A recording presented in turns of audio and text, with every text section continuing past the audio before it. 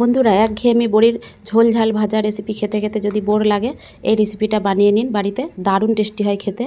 তার জন্য একটা পাত্রে নিয়ে নিলাম সর্ষে পোস্ত বাটা, জিরে ধনে গুঁড়ো, কাশ্মীরি লঙ্কার গুঁড়ো, হলুদ গুঁড়ো, আদা রসুন বাটা, কাঁচা লঙ্কা কুচি, টমেটো কুচি, পেঁয়াজ কুচি, স্বাদ পরিমাণ নুন, আর দিলাম বেশ কিছুটা তেল।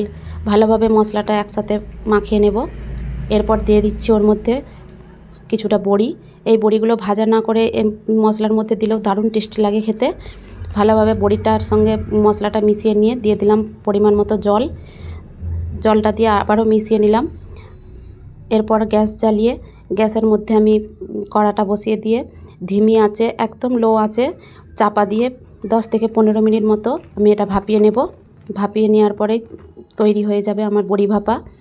গরম গরম ভাতের সাথে খেতে দারুণ টেস্টি লাগে।